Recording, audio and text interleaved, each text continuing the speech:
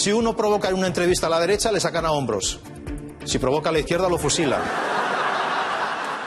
Los locos se han hecho dueños del sanatorio y es la situación que tenemos en Cataluña sin paliativos.